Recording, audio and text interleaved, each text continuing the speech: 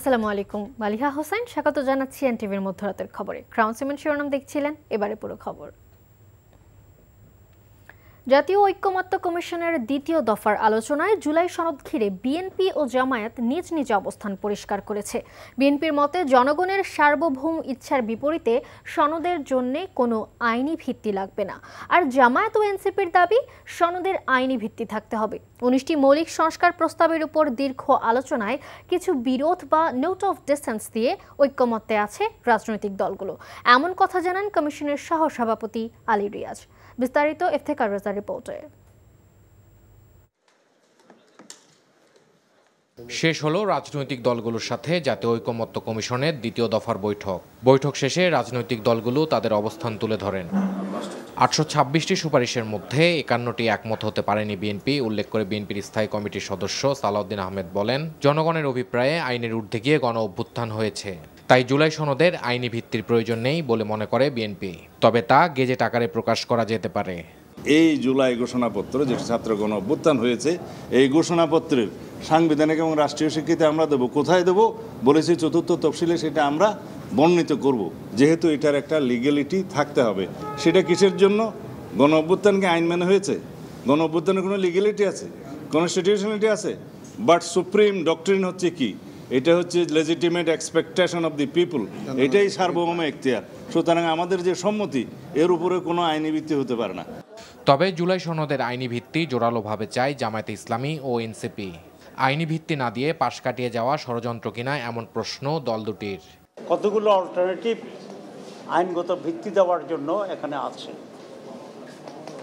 এর ভিতরে তো আমি রিপিট করি আবার বলেছিলাম আপনাদের কাছে যে লিগ্যাল ফ্রেমওয়ার্ক যেটা বলা হয়েছিল আগে, তারপরে গণভোট, এটা একটা পদ্ধতি হতে পারে।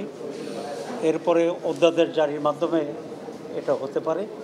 তো মোটা থেকে আমাদের কাছে মনে হয় যে আমরা যেসব বিষয়ের সংস্কারের আলাপগুলো করেছি, সে বিষয়গুলোকে যদি বাস্তবায়ন এখন থেকে করতে না পেরে ভবিষ্যতে কোনো আলাদা সরকারের কাছে সে বাস্তবায়নের দায়িত্বভার অর্পিত হয়, তাহলে নানা ধরনের আশঙ্কার জায়গা তৈরি হতে পারে, নানা ধরনের শঙ্কার জায়গা তৈরি হতে পারে, অনিশ্চয়তা তৈরি হতে পারে। তো সেই কারণেই আমরা জাতীয় নাগরিক পার্টি এনসিপির তরফে দাবি জানিয়েছি, জুলাই সনদ সেটা যেন অন্তর্বর্তীকালীন সরকারের আমল থেকেই সেটা বাস্তবায়ন করা হয়, তার জন্য একটা আইনি ভিত্তি থাকে। নোট অফ ডিসেন্ট থাকলেও ঐকমতে আসতে আগ্রহ ছিল সব দলগুলোর জানিয়ে জাতীয় ঐকমত্য কমিশনের সহসভাপতি আলী রিয়াজ বলেন, খুব শিগগিরই তৈরি হবে জুলাই জাতীয় সনদ। Iftekhar Reza, NTV news, Dhaka. দেশে যেন কোনোভাবেই আর ফ্যাসিবাদ, চরমপন্থা ও উগ্রপন্থার উত্থান না হয়, সেই ব্যাপারে নারী সমাজকে সতর্ক ও সজাগ থাকার আহ্বান জানিয়েছেন বিএনপির ভারপ্রাপ্ত চেয়ারম্যান তারেক রহমান। শহীদদের আত্মত্যাগের প্রতি সম্মান জানাতে সবাইকে ঐক্যবদ্ধ থাকার তাগিদও দিয়েছেন তিনি। ফ্যাসিবাদ বিরোধী আন্দোলনে নারীদের অবদান শীর্ষক আলোচনায় এসব বলেন তারেক রহমান। ইমরুল আহসানের রিপোর্ট। আমরা বলতে চাই, মুক্তিযুদ্ধ থেকে 24-এর গণ অভ্যুত্থান, দেশের প্রতিটি আন্দোলন সংগ্রামে সাধারণ মানুষের সাথে কাঁধে কাঁধ মিলিয়ে লড়াই করেছে নারী সমাজ। গত 1.5 দশকে ফ্যাসিবাদ বিরোধী আন্দোলনে উল্লেখযোগ্য ভূমিকা রেখেছে নারীরা। জুলাই অভ্যুত্থানে শহীদ হন 10 নারী। তাদের অবদান স্মরণ করতে আলোচনার আয়োজন করে জাতীয়তাবাদী মহিলা দল। সম্মাননা জানানো হয় অনেককে। লন্ডন থেকে ভার্চুয়ালি যুক্ত হয়ে তারেক রহমান বলেন, নারীদের বাদ রেখে সমৃদ্ধ দেশ গড়া সম্ভব নয়। রাজনীতির মূল ধারার বাইরে রেখে কখনোই আমরা নিরাপদ বাংলাদেশ গঠন করতে পারবো না। নিরাপদ বাংলাদেশ গঠন করা সম্ভব নয়। নারী শক্তিকে কর্ম পরিকল্পনার বাইরে রেখে কখনোই কোনো রাষ্ট্রই, শুধু বাংলাদেশ নয়, কোনো রাষ্ট্রই এগিয়ে যেতে পারে না। জুলাই অভ্যুত্থান মানবিক দেশ গড়ার সুযোগ তৈরি করে দিয়েছে উল্লেখ করে বিএনপির ভারপ্রাপ্ত চেয়ারম্যান বলেন, নতুন বাংলাদেশ বিনির্মাণ যেন সঠিক পথে থাকে সে বিষয়ে নারীদের ভূমিকা রাখতে হবে। আগামী জাতীয় নির্বাচন দেশের প্রতিটি নাগরিকের জন্য অত্যন্ত গুরুত্বপূর্ণ।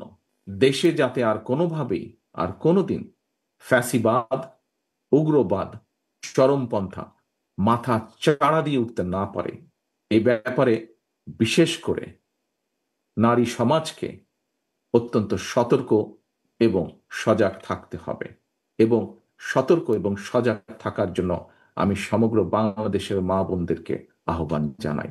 সবার জন্য একটি নিরাপদ, একটি গণতান্ত্রিক মানবিক বাংলাদেশ প্রতিষ্ঠার চলমান অভিযাত্রায় অতীতের মতো আগামী দিনেও আমরা আমাদের মা বোনদের সক্রিয় অংশগ্রহণ এবং সমর্থন আশা করি দৃঢ়ভাবে।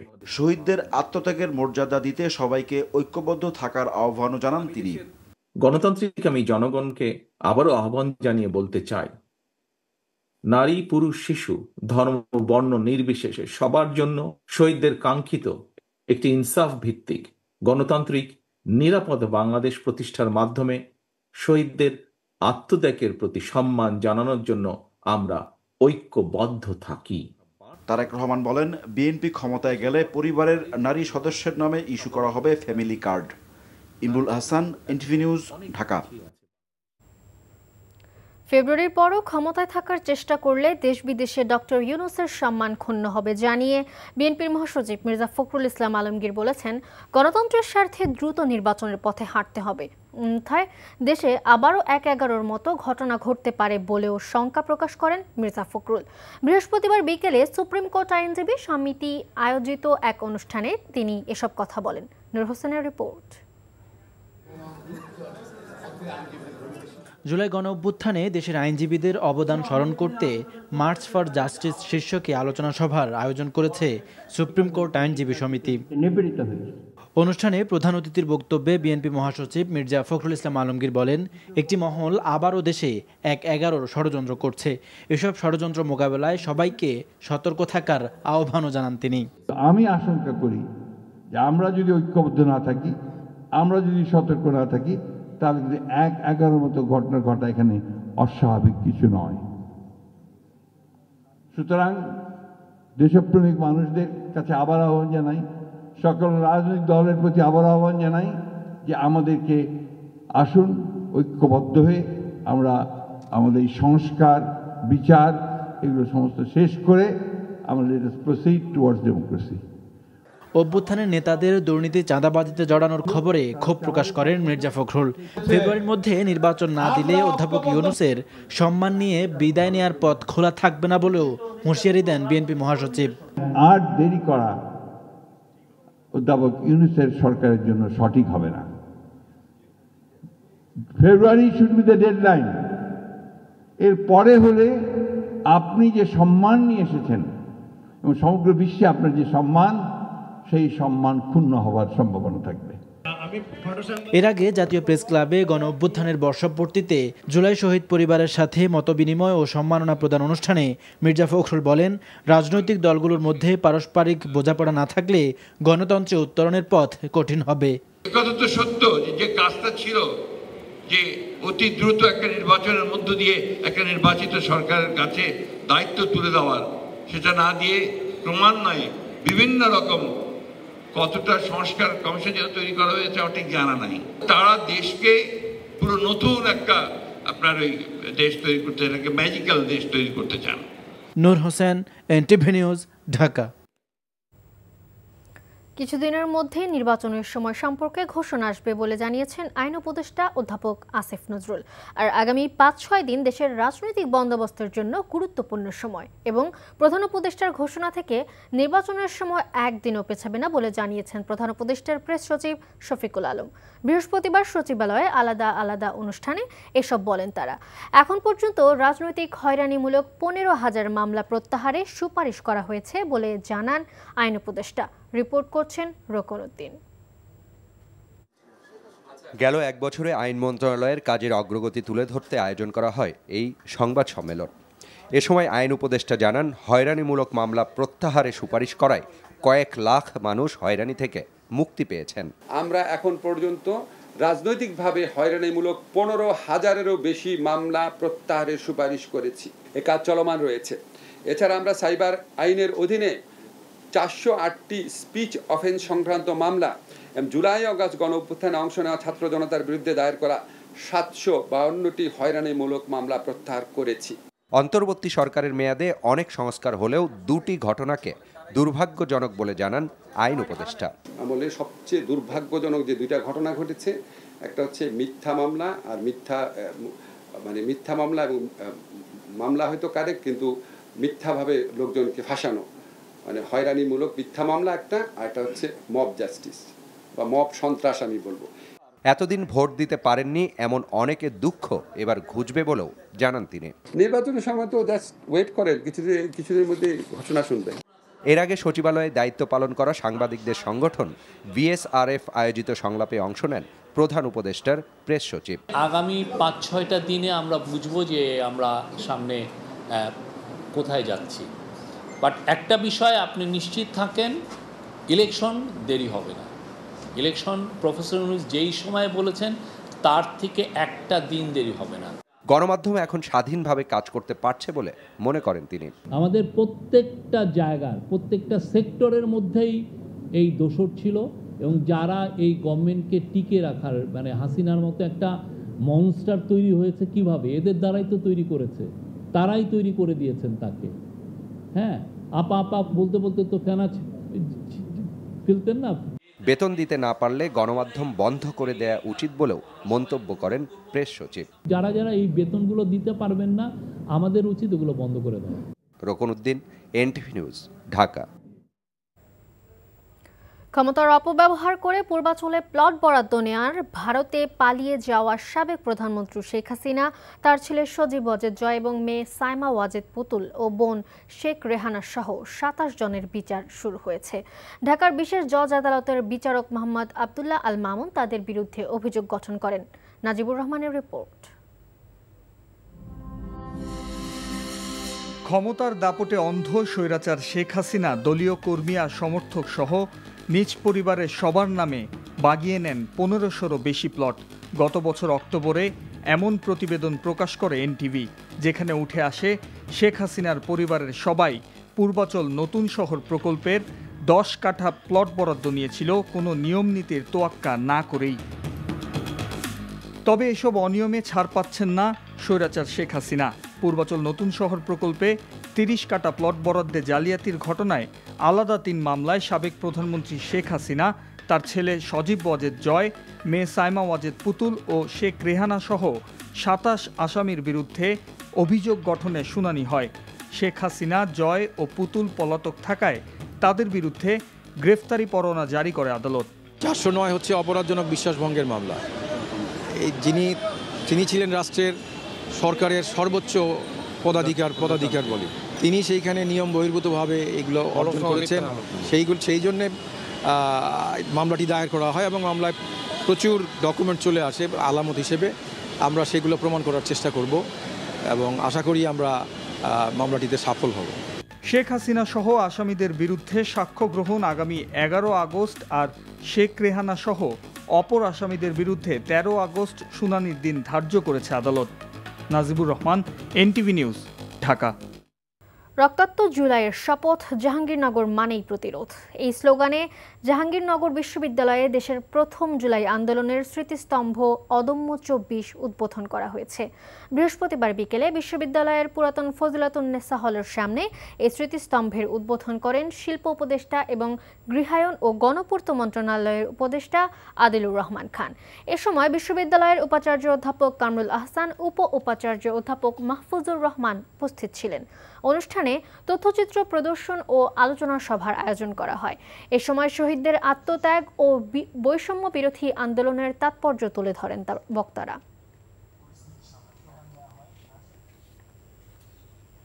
বিগত শাসনামলের পররাষ্ট্রনীতিতে জনগণের মতামতকে গুরুত্ব দেওয়া হয়নি উল্লেখ করে বর্তমানে অভ্যন্তরীণ রাজনৈতিক বাস্তবতায় নিজস্ব পররাষ্ট্রনীতি প্রণয়নের তাগিদ দিয়েছেন বিশিষ্টজনরা। রাজধানীর সিরডাপ মিলনায়তনে সেন্টার ফর গভর্নমেন্ট স্টাডিজের উদ্যোগে আয়োজিত হয় দেশের পররাষ্ট্রনীতি বিষয়ক গোল টেবিল বৈঠক। আলোচনায় অংশগ্রহণ করেন রাজনৈতিক দলের নেতা ও কূটনীতিকরা। যুক্তরাষ্ট্রের সঙ্গে বাংলাদেশের পররাষ্ট্রনীতির সমালোচনা করেন তারা। এ সময় বিগত সরকারের আমলের পররাষ্ট্রনীতিকে ভারতের প্রতি দাসত্বের সঙ্গে তুলনা করেন গণসংহতি আন্দোলনের প্রধান সমন্বয়কারী জোনায়েদ সাকি। আওয়ামী শাসন আমলে পররাষ্ট্রনীতির জনগণের প্রতি দায়বদ্ধতা ছিল না বলে মন্তব্য করেন বিএনপির ভারপ্রাপ্ত চেয়ারম্যান তারেক রহমানের উপদেষ্টা মাহদি আমিন। এছাড়াও দেশের শ্রমবাজার সংকুচিত হয়েছে উল্লেখ করে সরকারকে এ নিয়ে কাজ করার তাগিদ দেন তারা। জুলাই গণঅভ্যুত্থানে নিউ ইয়র্ক প্রবাসী নেতারা অভিযোগ করে বলেছেন, একটি কুচক্রী মহল শত শত জীবনের বিনিময়ে অর্জিত জুলাই অভ্যুত্থানকে পুঁজি করে প্রবাসী ও বাণিজ্য শুরু করেছে। তারা আশঙ্কা করছেন, এর মাধ্যমে প্রকৃত জুলাই যোদ্ধাদের অবহেলা করে ফ্যাসিবাদ এবং এর দোসরদের সুযোগ করে দেওয়া হচ্ছে। ৩৬ জুলাই নামের একটি সংগঠন স্থানীয় সময় বুধবার সন্ধ্যায় নিউ ইয়র্কের জ্যাকসন হাইটসের একটি রেস্টুরেন্টে সংবাদ সম্মেলনে এসব অভিযোগ তুলেন। নিউ ইয়র্ক থেকে জানাচ্ছেন ফরিদ আলম।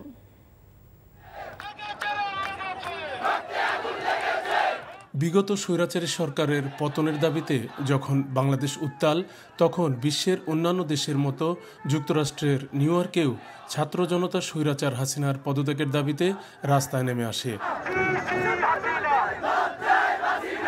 হাজার হাজার মানুষ ম্যানহাটনের টাইমস স্কোয়ারে বিক্ষোভে ফেটে পড়ে। কিন্তু বছর ঘুরে আসতেই বিক্ষোভের নেতৃত্ব দেয়া সেসব তরুণদের বাদ দিয়েই প্যাট্রিয়টস অব বাংলাদেশ নামের একটি সংগঠন আগামী ৩ আগস্ট জ্যাকসন হাইটসের ডাইভার্সিটি প্লাজায় গণ অভ্যুত্থানের বর্ষপূর্তি উদযাপনের উদ্যোগ নেয়। কিন্তু সাংবাদিক সম্মেলনে অভিযোগ করা হয়, প্রবাসের প্রকৃত জুলাই যোদ্ধাদের পাশ কাটিয়ে এই অনুষ্ঠান করা হচ্ছে আর্থিকভাবে লাভবান হওয়ার জন্য। প্যাট্রিয়টস অব বাংলাদেশের সাধারণ সম্পাদক কাজী হাসান নিজেই লিখিত বক্তব্যে সংগঠনটির প্রেসিডেন্টের বিরুদ্ধে নানা অভিযোগ করেন। একজন বিশেষ ব্যক্তি জুলাই গণ অভ্যুত্থানকে পুঁজি করে একটি অনুষ্ঠানের আয়োজন করেছেন। এ বিষয়ে আমাদের উদ্বেগের প্রথম কারণ হলো স্বচ্ছতা এবং অংশগ্রহণ। সাংবাদিক সম্মেলনে হাসিনা বিরোধী আন্দোলনের প্রবাসী জুলাই যোদ্ধা আলামিন রাসেল, ফাহাদ হোসাইন, রৌশন হক, তাওহিদ তানজিম, শাহ আহমেদ সোহেল সহ আরও অনেকেই উপস্থিত ছিলেন। আন্দোলনের পবিত্রতাকে বাণিজ্যিকরণের প্রচেষ্টা চালানো হচ্ছে। তৃতীয়ত এবং সবচেয়ে গুরুত্বপূর্ণ বিষয় হলো রাজনৈতিক ঝুঁকি। এই অনুষ্ঠানের মাধ্যমে ফ্যাসিবাদের দোসরদের সাফাই গাওয়ার আশঙ্কা রয়েছে। এদিকে জুলাই বর্ষপূর্তি উদযাপনের অজুহাতে বিভিন্ন প্রতিষ্ঠান ও ব্যক্তির কাছ থেকে অর্থ উত্তোলনের অভিযোগে প্যাট্রিয়টস অব বাংলাদেশের প্রেসিডেন্ট আব্দুল কাদেরকে এনসিপি ডায়াসপোরা অ্যালায়েন্স থেকেও সাময়িকভাবে বরখাস্ত করা হয়েছে বলে জানানো হয় সাংবাদিক সম্মেলনে। Farid Alam, NTV news, new York, যুক্তরাষ্ট্র।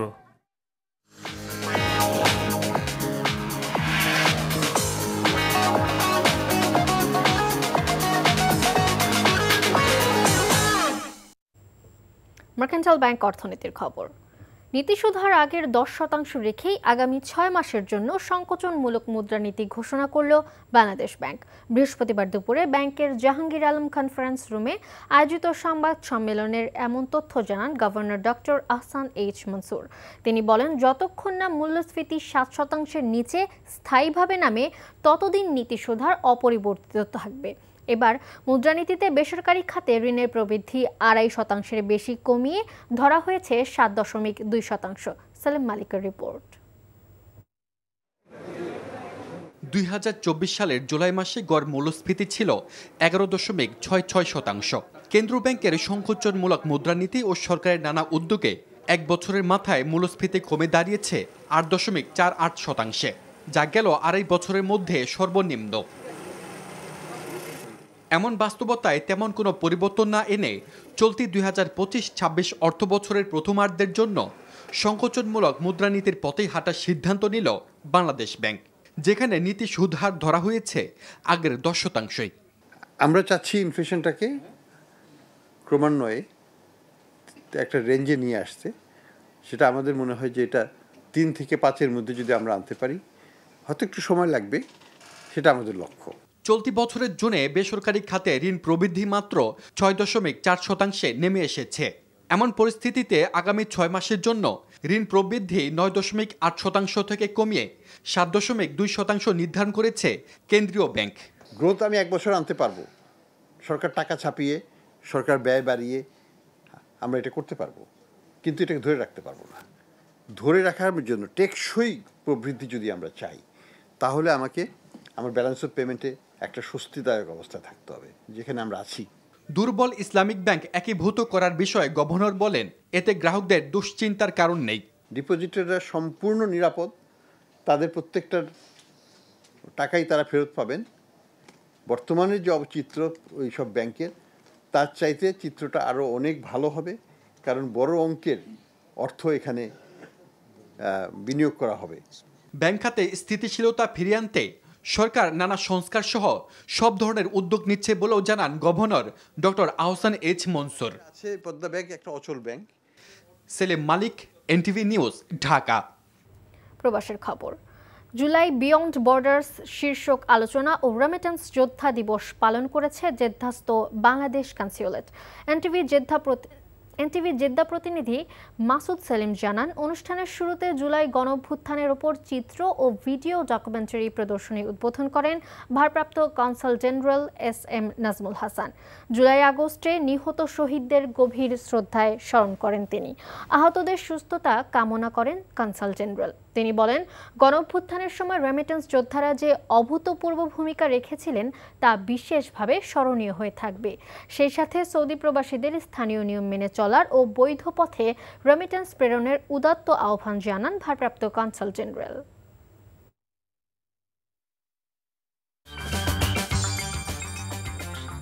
এই ছিল মধ্যরাতের খবরে। এই খবরের ভিডিও সহ আপডেট জানতে ভিজিট করুন NTV অনলাইন www.ntvbd.com। এছাড়াও এনটিভির জনপ্রিয় সব অনুষ্ঠান ও খবরের আপডেট জানতে ভিজিট করুন আমাদের ইউটিউব ও ভেরিফাইড ফেসবুক পেজ। ধন্যবাদ সবাইকে। শুভরাত্রি।